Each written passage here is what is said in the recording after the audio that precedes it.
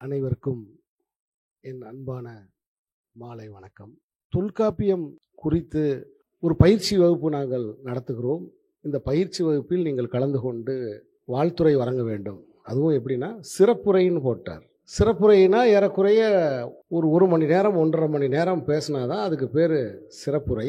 உடனே நான் அஜயன் பாலாட்ட கேட்டேன், சிறப்புரை ரைட்டு, என்னுடைய உரை சிறப்பாக இருக்கணுமே அப்படின்னு நான் கேட்டேன். இல்லை, இதில் பாலுமகேந்திரா நூலகம் சம்மந்தப்பட்டிருக்கிறது, அதுக்கு நீ வர்றது பொருத்தமாக இருக்கும் அப்படின்னு என்னுடைய அன்பு நண்பர் என்னை அழைத்தார். நான் பொதுவாகவே சமீப காலங்களில் கொஞ்ச நாளைக்கு முன்னாடி இந்த இணையதள வளர்ச்சி அதிகமான நாட்களில் நான் அதிகமாக விழாக்களிலோ அல்லது பேட்டிகளிலோ நான் கலந்து கொள்வது இல்லை. ஏனென்றால் நாள்தோறும் தொலைபேசியை எடுத்து அப்படி ஆரம்பித்தா யாராவது ஒருவர் கருத்து சொல்லி கொண்டே இருக்கிறார்கள்.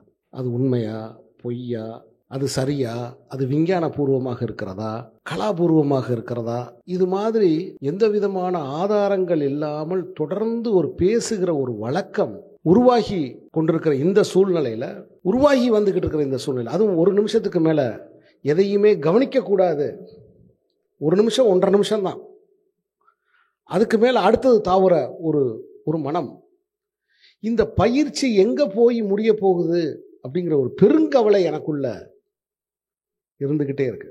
பெற்றவர்கள் சொன்னால் ஒருவன் கேட்பதில்லை, உற்றவர்கள் சொன்னால் கேட்பதில்லை, ஆசிரியர்கள் சொன்னால் கேட்பதில்லை, நண்பர்கள் சொன்னால் கேட்பதில்லை. ஆனால் அந்த கூகுள் அப்படிங்கிற ஒன்று சொன்னால் எல்லாருமே இப்போ கேட்கறதுக்கு ரெடியாக இருக்கு. எது சொன்னாலும் உடனே அதில் போய் ஆழ்ந்து படிக்கிற, ஆழ்ந்து லயிக்கிற ஒரு மனம் அப்படி குறைஞ்சிக்கிட்டு இருக்கிற இந்த சூழ்நிலை, அந்த தவிர்ப்புகளை நான் முன் வச்சு அது ஒரு உதவியை நினச்சி எங்கேயுமே போகாமையே நான் தவிர்த்து கொண்டே இருந்தேன். தொல்காப்பியம் என்பது என் படைப்புகளோடு மிகவும் நெருக்கமானது. தொல்காப்பியத்துக்கும் எனக்குமான அந்த உறவு என்பது என்னுடைய 23வது வயதில் தொடங்கியது. சென்னை ஃபிலிம் சேம்பரில் நான் ஒரு படம் பார்த்தேன், டெட் லேண்ட்ஸ்கேப் அப்படின்னு ஒரு படம், இறந்த நிலப்பரப்பு அப்படின்னு ஒரு படம்.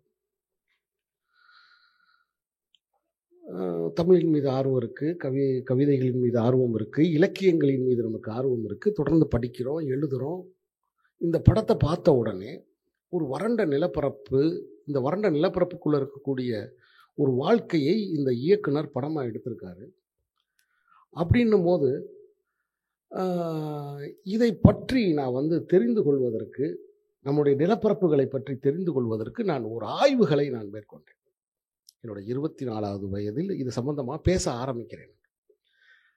அப்படி பேச ஆரம்பிக்கும் பொழுது தமிழாசிரியர் அருணாச்சலம் அவர்கள், நான் படித்த அந்த டிவிஎஸ் மேல்நிலை பள்ளியின் ஆசிரியர் அவர் என்னோட எப்பயுமே தொடர்பில் இருப்பார். அவர்கிட்ட இது சம்பந்தமாக நான் பேசும்போது, என்ன கவிதை எழுதுறேங்கிற, இலக்கியங்கள் படிக்கிறேங்கிற, தொல்காப்பியம் படிச்சியா அப்படின்னு என்கிட்ட கேட்டார். ஐயா, அது இலக்கண நூலாச்சே, யார் சொன்னது?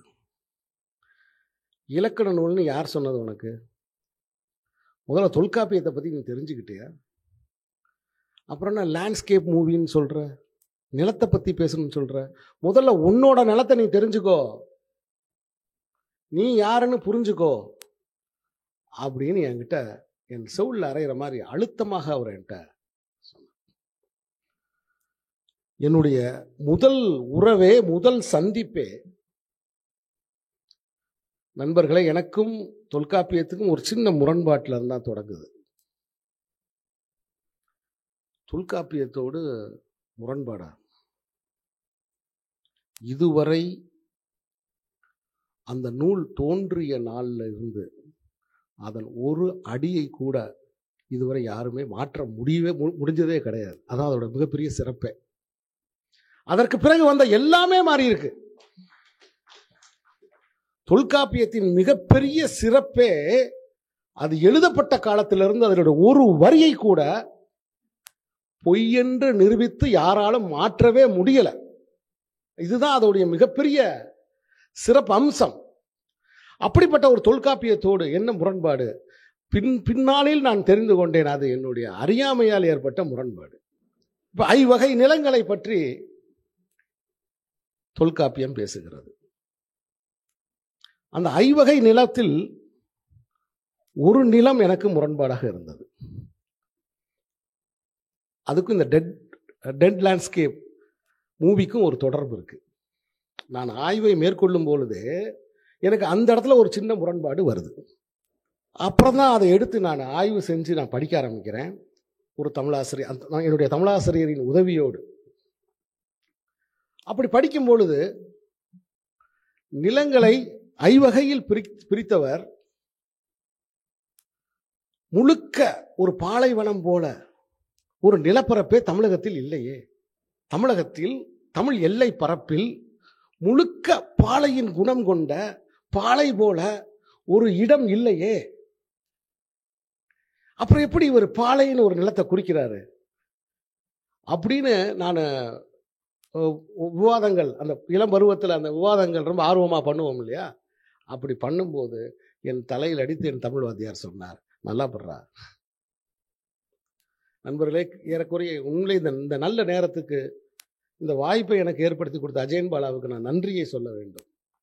ஏன்னா உங்கள் முன்னால் நின்று என் தமிழ் ஆசிரியரை நான் நினைக்கிற ஒரு சந்தர்ப்பத்தை, அவருக்கு நன்றி சொல்லி நினைக்கிற ஒரு சந்தர்ப்பத்தை அவர் எனக்கு உருவாக்கி தந்திருக்கிறார். குறிஞ்சி மலையும் மலை சார்ந்த இடமும், முல்லை காடு, மருதம் வயலும் வயல் சார்ந்த இடமும், நெய்தல் கடல், இங்கே தான் வர்றாரு பாலை. அதில் அவர் ஒரு சூத்திரம் சொல்றார். பாலை என்கிற ஒரு நிலம் இங்கே இல்லை. ஆனா அவர் என்ன சொல்றாரு, குறிஞ்சியும் முல்லையும் இயல்பில் திரிந்தால் பாலைன்றார். இயல்பில் திரிந்தால் அது பாலைன்னு சொல்றார். அப்படின்னா கோடை காலம் என்ற ஒரு காலம் வருது இல்லையா? அந்த கோடை காலத்தில் குறிஞ்சியும் முல்லையும் பாலையாக மாறும்ங்கிறார். தொல்காப்பியத்தின் ஆக சிறப்பே நிலத்துக்கு உணர்ச்சி இருக்குன்னு சொன்னார். இந்த நில உணர்ச்சி நம் வாழ்வியலோடு அது சம்பந்தமாகுது. அவருடைய மற்ற எழுத்தாகட்டும், சொல்லாகட்டும், பொருளாகட்டும், இந்த மற்ற விஷயங்கள், அதில் இருக்கக்கூடிய பாடல்கள்லாம் நீங்கள் தொடர் வகுப்புகளில் ஆசிரியர்கள் உங்களுக்கு நடத்துவார்கள். ஆனால் என் துறை சம்பந்தப்பட்ட, என் சினிமா சம்பந்தப்பட்ட, ஏன்னா இப்போ நான் ஒரு கவிதை எழுதினா கூட ஒரு இயக்குனரின் கவிதைகளாக தான் அது வெளியில் வருது, அதுக்கு ஒரு காட்சிகளாக தான் அது வெளியில் வருது. அப்போ ஒரு ஒரு ஒரு ஒரு காட்சி ஊடகத்தில் பயணிக்கிற ஒரு கலைஞனாக நான் இந்த தொல்காப்பியத்தால் அடைந்த நன்மைகள் என்ன, புரிந்து கொண்ட விஷயங்கள் என்ன, இதை மட்டும் உங்களோடு பகிர்ந்து கொண்டு நான் விடைபெற வேண்டும் என்று நினைக்கிறேன். மேலும் இந்த வரிசையில் ஒரு மாணவனாக அமர்ந்து கற்க வேண்டும் என்று ஆசைப்படுகிறேன். அவ்வளோதான். இப்போ இந்த தொல்காப்பியத்தின் இன்னொரு அற்புதமான ஒரு சிறப்பு இருக்கிறது. பிரிவு உணர்ச்சிக்கு கடலை சொல்கிறார். என் படங்களோடு நெருக்கமாக பயணிக்கிறவர்கள் நான் எங்கிருந்து என் படங்களுக்கான நில பின்னணிகளையும் உணர்ச்சிகளையும் பெற்றிருக்கிறேன் என்பதை உங்களால் புரிந்து கொள்ள முடியும். பிரிவுக்கு கடலை சொல்கிறார். அதனால்தான் ஒரு கணவனை கடலிலே தொலைத்த ஒரு மனைவி என் கதையை நீர்ப்பறவை என்று நான் எடுத்தேன். அந்த கடல் படத்தை ஒரு பிரிவின் கதையை நாங்கள் போய் அதை எடுத்தேன். அப்போ நம்மளுடைய நிலங்களை நாம் புரிந்து கொள்ள வேண்டும் என்றால் அதற்கு எனக்கு தெரிந்து இலக்கண நூல் அல்ல, வாழ்வியல் இலக்கண நூல் தொல்காப்பியம் தான். தமிழர் வாழ்வியல் இலக்கண நூல் தொல்காப்பியம். கிறிஸ்து பிறப்பதற்கு முன்பு வந்த நூல். தமிழில் நமக்கு கிடைக்கப்பெற்ற மூத்த நூல். இப்போ எல்லாருக்கும் ஒரு கேள்வி இருக்கும், எப்படி ஒரு மொழியின் மூத்த நூல் இலக்கண நூலாக இருக்க முடியும் என்ற கேள்வி எல்லோருக்குள்ளேயும் இருக்கும். நான் ஆரம்பத்தில் ஒரு எண்ணம் வைத்திருந்தேன், மொழிக்கு மூத்தது காட்சி, மொழிக்கு மூத்தது காட்சி, விஷுவல்ஸ். அதன் பிறகுதான் சொல் தோன்றியிருக்க வேண்டும். அதன் பிறகுதான் அந்த சொல்லை வகைப்படுத்தக்கூடிய எழுத்து தோன்றியிருக்க வேண்டும். அதன் பிறகுதான் மற்ற ஏனைய விஷயங்கள் எல்லாம் என்று நான் நினைத்து கொண்டிருந்தேன். ஆனால் தொல்காப்பியர் எழுத்துக்கு முதலிடத்தை கொடுக்கிறார்.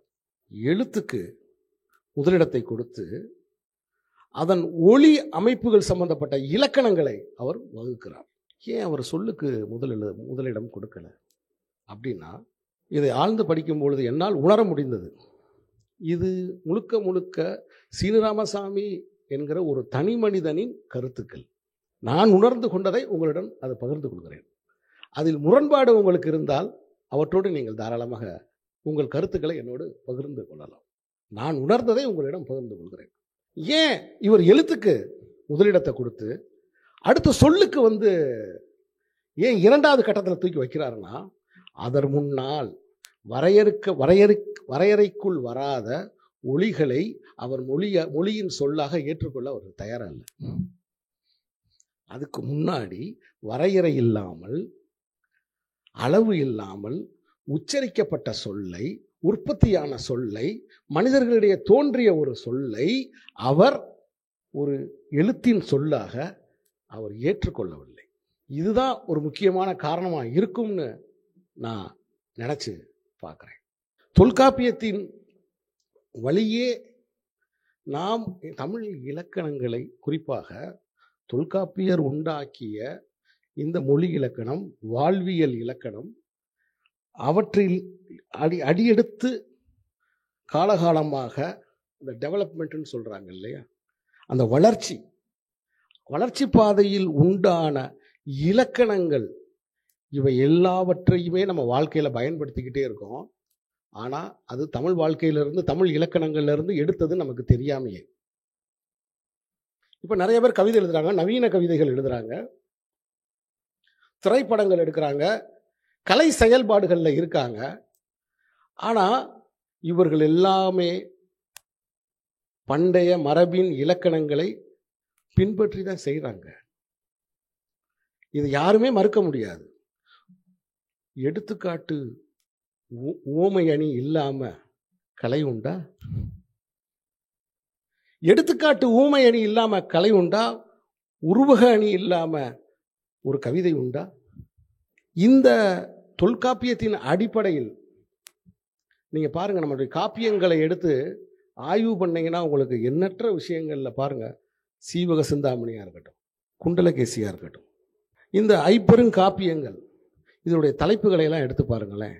அணிகலன்கள், ஒரு பெண்ணின் அணிகலன்களுடைய தலைப்பா இருக்கு. பெண்மையை முதன்மைப்படுத்தி உண்டாக்கிய படைப்புகளா இருக்கு. எல்லா தலைப்புகளையுமே எடுத்து பார்த்தா, ஏன் ஆண் அன்று இல்லையா? ஏன் ஆண் இல்லையா? ஐப்பெருங்காப்பியங்கள், ஐஞ்சிறு காப்பியங்கள் எல்லாத்தையுமே எடுத்து பாருங்க. நம்மளுடைய மிகப்பெரிய ஒரு பிரச்சனையே என்னன்னா, உண்டாக்கியதை கண்டுபிடித்து விட்டோம், உண்டாக்கியவரின் பெயரை விட்டு விட்டோம். தொல்காப்பியம் தொடங்கி, தொல்காப்பியத்தை இயற்றியவர் யார்? தொல்காப்பியர். உடைய இயற்பெயர் என்ன தெரியல. அதுக்கு பாயிரம் முன்னுரை எழுதினவர், அவர் பேர் நமக்கு தெரிஞ்சிருக்கு, இளம்பரனார். அவருடைய பேர் நமக்கு தெரிஞ்சிருக்கு. நண்பர்களே, ஒரு இன்றைய நவீன காலத்தில் நாம் இவ்வளவு பெரிய புத்தகத்தை கையில் வைத்திருக்கிறோம். இந்த புத்தகங்களை இன்று நாம் கையில் வைத்திருக்கிறோம். ஆனால் ஒரு இலக்கண நூல் முறையாக நம்மிடையே வர வேண்டும் என்பதற்கு ஒரு நூலுக்கே இலக்கணமா இருக்குது. எப்படி? இன்றைக்கு நான் ஒரு நூல் வெளியிட்டா அதுக்கு அணிந்துரை வேணும்ல, அதுக்கு அணிந்துரை வேணும். இப்போ என்னுடைய கவிதை நூல் மாசி வீதியின் கல் சந்துகள்னு ஒரு நூல் வெளியிட்டேன். அஜயன் பாலா அதுக்கு ஒரு முன்னுரை எழுதியிருக்காரு. எஸ் ராமகிருஷ்ணன் ஒரு முன்னுரை. ஏன் அஜயன் பாலா அதுக்கு முன்னுரை எழுதணும்? ஏன் எஸ் ராமகிருஷ்ணன் எழுத்தாளர் எஸ் ராமகிருஷ்ணன் அவர்கள் அதுக்கு ஒரு முன்னுரை எழுதணும்? இதுதான் தமிழ் மரபு. ஒருவர் சேனை தொட்டு வைக்க வேண்டும், இது இன்ன வகை என்று சொல்ல வேண்டும். அப்படி ஒரு நூல் உருவாக்கத்திலேயே அந்த நூலை பற்றிய விளக்க உரையோடு நம்முடைய வந்திருக்கிற ஒரு வாழ்வியல் இலக்கண நூல் தொல்காப்பியம். ஒரு பாடலை நான் திரும்ப திரும்ப ரசித்து படித்துக் கொண்டே இருப்பேன். எப்பயுமே படித்து முடிச்சுட்டு ஒவ்வொரு இடம் முடிக்கும் போதும் இந்த கடைசி பாயிண்ட் மட்டும் நான் ஒத்துக்க முடியாதுங்க. இந்த பிரபஞ்சத்தை வகைப்படுத்துவதில்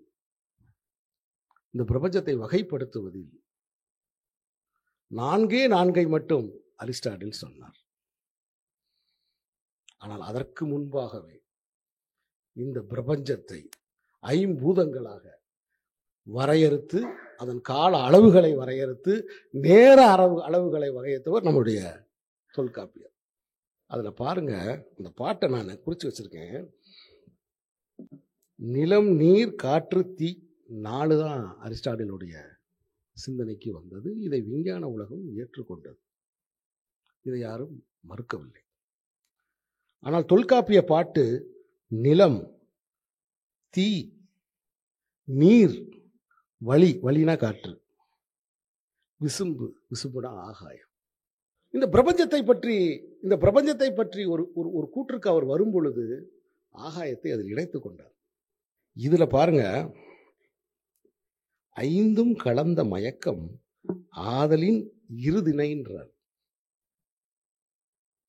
உயர்திணை, அகிர்திணை, இருதிணை ஐம்பால் இயல் நெறி வளாமை திருவுயில் சொல்லோடு தலால். ஒட்டு மொத்த தமிழ் மொழியோடைய மிக முக்கியமான இலக்கண அம்சம் இந்த அஞ்சு வரியில இருக்குங்க. இந்த 5 வரியில ஒட்டு மொத்த தமிழ் இலக்கணத்துடைய வரையறை, வாழ்வியலின் வரையறை இதுக்குள்ள இருக்குங்க. அக்ரிதிணை, உயர்திணை, அதை அவர் வகைப்படுத்துகிற ஆண்பால், பெண்பால், பலர்பால். பலர்பால்னா அவர்கள், ஒன்றன்பால். ஒரு தனித்த விலங்கை தொல்காப்பியத்தின் மிக மிக மிக மிக மிக சிறப்பே இயற்கையையும் இயற்கையோடு பிறந்த மற்ற உயிரினங்களையும் வாரி அணைத்து கொண்டதுதான் அதோட மிகப்பெரிய சிறப்பே. அதை வாரி அணைச்சுக்கிட்டது தான், அதை வகைப்படுத்தினது தான். அதை வகைப்படுத்துகிற இடம் தான் ரொம்ப பிரமிப்பா இருக்கு. இன்னும் ஒரு கலோக்கியலா சொல்லணும்னா, ஒரு திருநெல்வேலி இருட்டுக்கடை அல்வாவை துண்டு துண்டா வெட்டின மாதிரி அப்படி ஒரு சுகம். நீங்க வகைப்படுத்தி பார்த்தீங்கன்னா அப்படி ஒரு சுகம், அப்படி ஒரு நிறைவு. இதில் நான் தொல்காப்பியரை நான் அறிஞன் என்று சொல்லுவேன். அறிஞன் என்று சொல்லுவேன். ஏன்? அறிஞர்கள் தான் கண்டுபிடிக்க முடியும், ஆய்வு செய்ய முடியும். நான் ஒரு முறை என் தமிழமாட்ட நான் கேட்டேன், பள்ளிக்கூடத்தில் படிக்கும்போது நான் கேட்டேன். இப்போ இந்த செம்பள பெயர் நீரார்னு ஒரு பெயர் வந்தது, அந்த பாட்டு. அப்போ வகுப்பில் கேட்டேன், அம்மா எனக்கு ஒரு சந்தேகம் இருக்கு. என்ன? இல்லைம்மா, நிறைய பாடல்கள் இல்லை, அதை உண்டாக்கியவர்கள் பெயர் இல்லையம்மா, அது யார் எழுதுனாங்கன்னு தெரியல, அந்த பாட்டில் இருந்தே ஒரு பாட்டாக வச்சுருக்காங்களே, இது ஏன்? எப்படி இது இந்த குறிப்பு எப்படி இல்லாமல் போச்சு? அப்போ அந்த அம்மா எனக்கு ஒரு விளக்கம் கொடுத்தாங்க. இது மாதிரி ஒரு பாட்டு இல்லை, தமிழில் நிறைய பாட்டு இருக்கு. முதல் சங்கம் அழிவுற்றுச்சு. அது ஒரு பெரிய, இப்போ சுனாமி வந்த மாதிரி, அப்போ ஒரு பெரிய கடல் வெள்ளத்தில் அப்புறம் போர்களில் நிறைய அழிஞ்சு போச்சு. நம்மக்கிட்ட இருக்கிறது இந்த இடைச்சங்கம், அதிலிருந்து தப்பிய நூல்கள் தான். ஸோ தப்பிய நூல்களே இந்த அளவுக்கு கனமாக இருக்கு. அதனால தான் தமிழ் மொழியை ஒன்றுமே செய்ய முடியல யாருனாலையும். அதோடைய அஸ்திவாரம், இப்போ ஒரு இயக்குனருக்கு அஸ்திவாரம்ங்கிறது என்ன? ஒரு திரைப்பட இயக்குனருக்கு அஸ்திவாரம் என்ன? ஒரு கவிஞனுக்கு எப்படி சொல்லோ அது மாதிரி ஒரு திரைப்பட இயக்குனருக்கு ஷார்ட்ஸ்.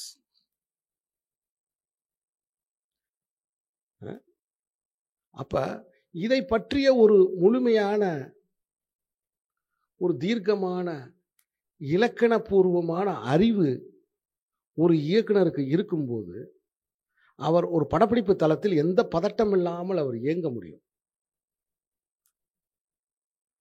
இந்த இலக்கணத்தை பொறுத்த மட்டில் தங்குதடையின்றி நுட்பமாக துல்லியமாக நாம் அறிந்து கொள்ளுகிற பட்சத்தில் நீங்கள் எந்த மொழியிலும் பண்டிதனாக இருக்க முடியும். எந்த மொழியையும் நீங்கள் எளிதாக கையாள முடியும். அதற்கு தாய்மொழியின் இலக்கணம் நமக்கு தெரிஞ்சிருக்கணும். நாம் சிந்திக்கும் தாய்மொழினா என்ன? தாய்மொழி என்பது ஒருவர் தமிழராக பிறந்து, அவர் பிறப்பில் தமிழர், ஆனால் பிறந்தது லண்டன்லன்னு வச்சுக்கோங்க. அவர் பிறப்பால் தமிழர், ஆனால் பிறந்தது லண்டன்ல. அவருக்கு ஆங்கிலம் மட்டும்தான் தெரியுது. ஒரு ஆள் கதவை திறந்து உள்ள வந்தா ஹூஸ் கமிங் அவன் சிந்திக்கிறாரு. அப்போ அவருடைய சிந்தனை மொழி எதுவோ அதான் அவனுக்கு தாய்மொழி. ஒரு மனிதனுக்கு எது சிந்தனை மொழியோ அதுதான் தாய்மொழி. அப்படி எந்த தாய்மொழியின் அடிப்படை இலக்கணங்கள் ஒருவருக்கு தெரியும் போது அவர் மற்ற மொழிகளை ரொம்ப எளிதா கையாள முடியும். இந்த நில உணர்ச்சி அப்படின்னு ஒரு வார்த்தை நான் சொன்னேன், என்னுடைய முகநூலில் கூட பதிவிட்டேன். இப்போ அகப்பொருள், அந்த பொருளில் இருவகை, ஒன்று அகப்பொருள், இன்னொன்று புறப்பொருள். எந்த அளவுக்கு தொல்காப்பியர் முன்னோடியா இருக்காருன்னு பாருங்க. இன்னைக்கு எத்தனையோ அரசியல் கட்சிகள் இருக்கு. அந்த அரசியல் கட்சிகளுக்கெல்லாம் கொடி இருக்கு இல்லையா? ஒவ்வொரு கட்சிக்கு ஒரு கொடி இருக்கு, ஒரு வண்ணம் இருக்கு இல்லையா? இதுக்கு மூல காரணி யாருன்னா தொல்காப்பியர் தான். அது தமிழர் வாழ்வியலில் அது இருந்திருக்கு. புறப்பொருளில் போருக்கு போகும் பொழுது, இதில் அகநானூரையும் புறநானூரையும் தயவு செய்து குழப்பிக்கிறாதீங்க. அது வேற, அது எட்டுப்பாட்டு, அது வேற, அது வேற சமாச்சாரம். அதுக்கப்புறம் வர்றது.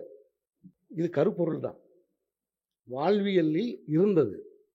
அப்ப போர், புறப்பாடு, புறப்பொருள்னாலே அது போர் தான். போருக்கான விதிமுறைகளை அவர் எழுதி வைத்திருக்கிறார். ஒரு போர் எப்படி புரிய வேண்டும் அப்படிங்கிற இலக்கணங்களை அவர் எழுதி வைத்திருக்கிறார். இப்ப இன்றைய நவீன உலகத்தில் நவீன தத்துவங்களோடு உறவு இருக்கிற இளைஞர்கள், நான் சொல்ற ஒரு இடத்துல இருந்து இதை நீங்க சிந்திச்சு பார்த்தீங்கன்னா இன்னும் மேலும் உங்களால் பல உண்மைகளை உங்களால் அறிய முடியும். ஒரு டயலெக்டிக்கல் மெட்டீரியலிசம் அப்படின்னு சொல்றாங்க இல்லையா, பொருள் முதல் வாதம். இந்த சமூகம் எப்படி ஆதிக்குடியிலிருந்து ஆண்டான் அடிமையாக மாறியது, எப்படி அரசாக வளர்ச்சி அடைந்தது, அரசாக வளர்ச்சி அடைந்து எப்படி அது இன்றைக்கு நாம் இருக்கிற இந்த ஜனநாயக பூமியாக மலர்ந்தது வரைக்கும், அந்த டயலெக்டிக்கல் மெட்டீரியலிசம் என்று சொல்றாங்க இல்லையா, அந்த ஆய்வின் அடிப்படையில் நீங்கள் பார்க்கும் பொழுது, இதை வகுத்தவர் கார்ல் மார்க்ஸ், இந்த ஆய்வின் அடிப்படையில் நீங்கள் இதை உற்று பார்க்கும் பொழுது, தொல்காப்பியம் தோன்றும் பொழுது மதம் தோன்றவில்லை. தொல்காப்பியம் மதத்துக்கு மூத்தது. தொல்காப்பியம் தோன்றும் பொழுது மன்னர்கள் தோன்றவில்லை. தொல்காப்பியம் தோன்றும் பொழுது சொல் தோன்றவில்லை. சொல்லுக்கே முந்தியது, வைணவத்துக்கு முந்தியது, ரிக் யசூர் சாம அதர்வன வேதங்களுக்கு முந்தியது. நல்லா புரிஞ்சுக்கோங்க, ரிக் யாசூர் சாம அதர்வனம்ன்ற 4 வேதங்களுக்கு முந்தியது தொல்காப்பியம். அதனாலதான் அதுல அவர் ஒரு சில குறிப்புகளையும் சொல்றாரு. ஒரு பாட்டே இருக்கு. வரும்போது பேராசிரியர்கிட்ட நான் சொல்லிட்டே வந்தேன், பேராசிரியர் நான் ஒரு பாட்டை எடுக்காம வந்துட்டேன், நினச்சிக்கிட்டே இருந்தேன், அதை குறிப்பு எடுக்காமல் வந்துட்டேன். மாணவர்களுக்கு சொல்றதுக்கு அல்லது இங்கே இருக்கிற நண்பர்களுக்கு சொல்றதுக்கு, பகிர்ந்து கொள்றதுக்கு கருத்தருங்கள. பிறமொழி கலப்பை பற்றி அதை எப்படி கையாளணும்னு ஒரு சூத்திரத்தை சொல்லியிருக்காரு. ஒரு மொழியை பிறமொழி கலப்பை பற்றி அவர் ஒரு பாட்டுல ஒரு செய்யுள்ள சொல்லியிருக்கார், ஒரு இலக்கணத்தில் அவர் சொல்றார். அப்ப ஒரு மொழியை வரையறுத்த ஒரு தந்தை அதை பாதுகாக்கும் பணியையும் அவர் செய்கிறார். இதை நம்ம இதுதான் தொல்காப்பியரோட மிகப்பெரிய சிறப்பு. வீடை கட்டுவது முக்கியம் அல்ல, வீட்டை சுற்றி வேலி போட வேண்டும் இல்லையா? அந்த வேலி போடுகிற வேலையை அவர் அதை மிக சிறப்பாக ஒரு பாட்டில் விளக்குறார். இப்படி வரும், இப்படி சூழ்நிலைகள் வரும், இதை எப்படி தவிர்க்கிறது அப்படின்னு அவர் குறிப்பிடுறார். இந்த தொல்காப்பியம் பற்றிய புரிந்து உணர்வில் நான் வியந்து ரசிப்பது ஒன்றைத்தான். காதலுக்கு மலையும் மலை சார்ந்த இடத்தையும் அவர் குறிப்பிடுகிறார். ஏன் காதலுக்கு மலையும் மலை சார்ந்த இடத்தையும் குறிப்பிடுகிறார்? ஆனால் தமிழர்கள் இப்பொழுதும் முதலிரவை மலைகளில் தான் கொண்டாடுகிறார்கள். கொடைக்கானல் மலையில் ரிசார்ட் வச்சிருக்கிற எல்லாருமே தொல்காப்பியர் போட்டோவை தான் வைக்கணும். காதலுக்கு உகந்த இடம் மலையை சொல்கிறார்.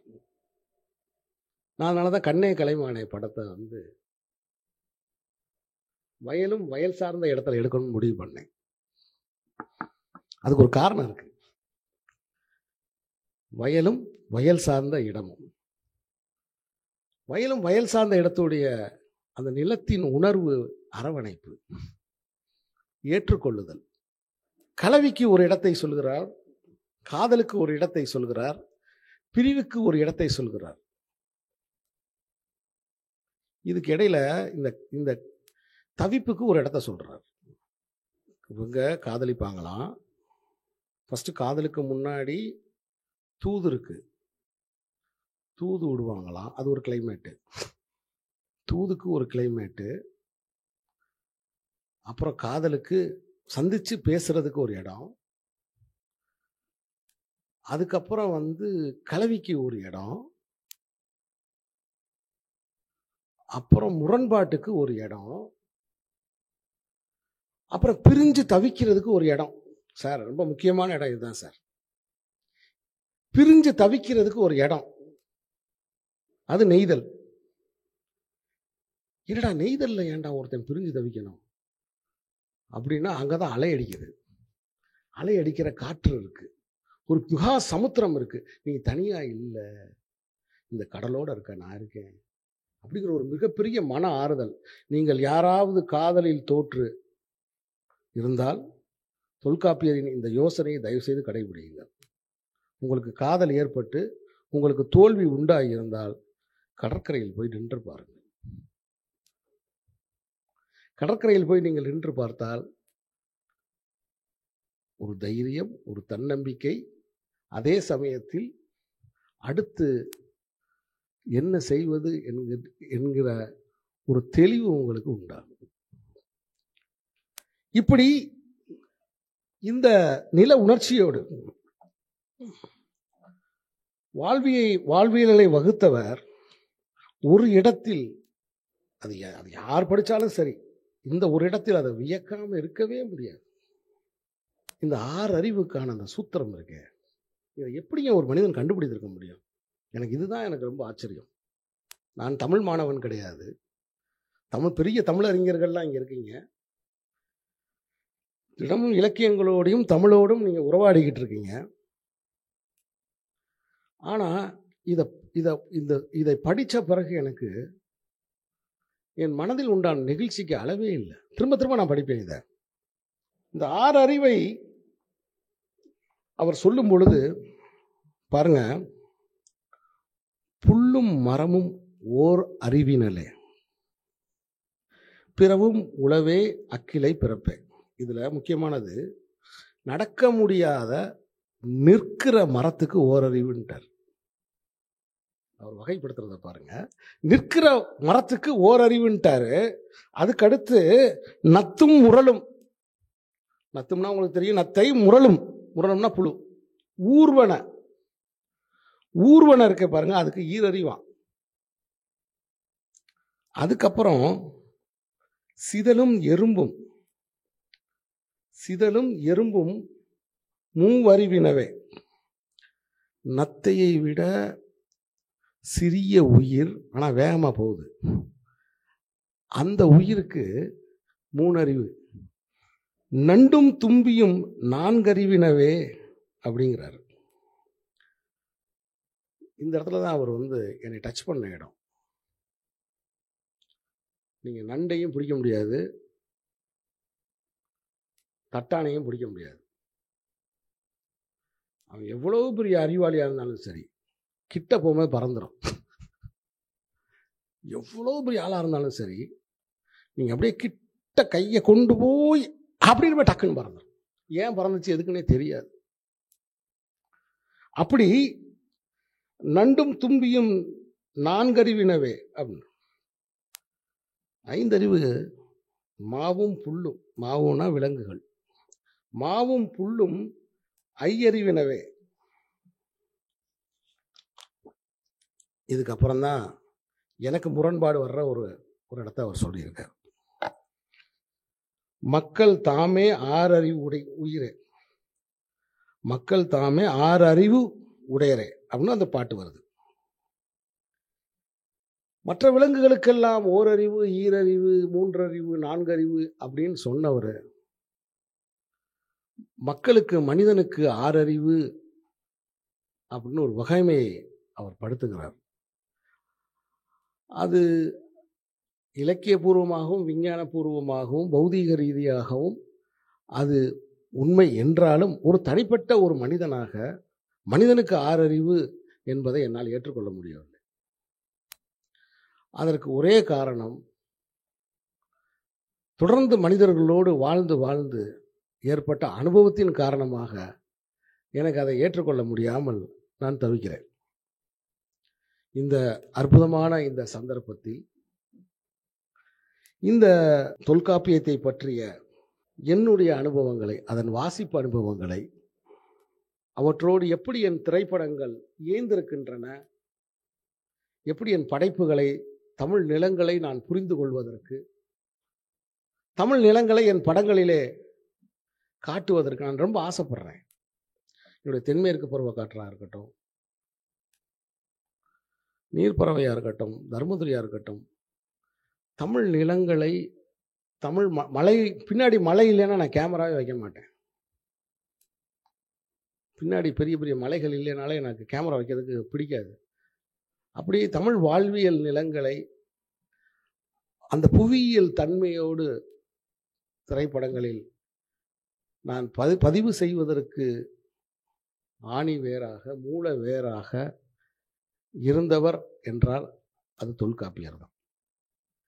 ஆக ஒவ்வொரு இந்த படைப்பு துறையில் ஈடுபட வேண்டும் என்று நீங்கள் நினைக்கிறவர்கள் அனைவரும் படிக்க வேண்டிய இந்த வாழ்வியல் இலக்கண நூல், தயவுசெய்து இலக்கண நூல்னு நிறைய நம்மளை பயமுறுத்திட்டாங்க. இது வாழ்வியல் இலக்கண நூல். போருக்கு போகும்போது ஒரு பூ, போருக்கு போவதற்கு முன்பு நாங்கள் போருக்கு வரப்போகிறோம் அப்படின்னு சொல்லிட்டு, போருக்கு வரப்போகிறோம்னு சொல்லிட்டு போய் அங்கே இருக்கிற ஆடு மாடெல்லாம் தூக்கிட்டு வந்துடுறது. அப்போ ஒரு பூ, எல்லா பூக்களையும் நான் எழுதி வைத்திருந்தேன். அவற்றையெல்லாம் உங்களிடம் சொல்லி உங்களை அயற்சி உண்டாக்க வேண்டாம்னு நினைக்கிறேன் நான். அப்படி அதை விட இன்னொன்று இருக்கு. போர் தொடங்குவதற்கு முன்பாக முஷ்டியை உயர்த்தி கொண்டு அவர்களுக்கு எதிராக முழக்கமிடுவதற்கு ஒரு பூ,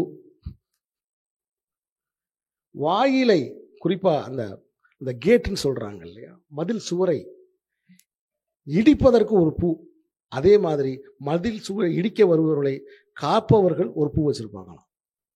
இப்படி போரின் இலக்கண விதிகளையும் வாழ்வியலின் இலக்கண விதிகளையும் அதே சமயத்தில் எழுத்து, சொல், பொருள் வகைமைகளையும் நமது முப்பாட்டனார் தொல்காப்பியர் நமக்கு வழங்கி இருக்கிறார். இந்த காலத்தில் குறிப்பாக படிக்கும் தலைமுறையினர் குறைந்து பார்க்கும் தலைமுறையினர் பெருகி கொண்டிருக்கிற இந்த காலத்தில், இந்த மாலை நேரத்தில் இவ்வளவு இளைஞர்களையும் இவ்வளவு பெரியவர்களையும் இந்த இடத்தில் பார்த்தது எனக்கு உண்மையிலே பெரிய மகிழ்ச்சி, ஒரு நம்பிக்கை. உங்களெல்லாம் பார்க்கும் பொழுது எனக்கு ஒரு பெரிய நம்பிக்கை, ஒரு மகிழ்ச்சி, ஒரு நெகிழ்ச்சி. எனக்கு இந்த தொல்காப்பிய வகுப்புகளில் நானும் கலந்து கொள்வேன். இந்த முயற்சியை முன்னெடுத்த இந்த நூலகத்தினுடைய தலைமை பொறுப்பில் இருக்கக்கூடிய சகோதரி அவர்கள், அதே மாதிரி அஜயன் பாலா மற்றும் ஏனைய நண்பர்கள் அனைவருக்கும் என்னுடைய வாழ்த்துக்களை சொல்லி விடைபெறுகிறேன். வணக்கம்.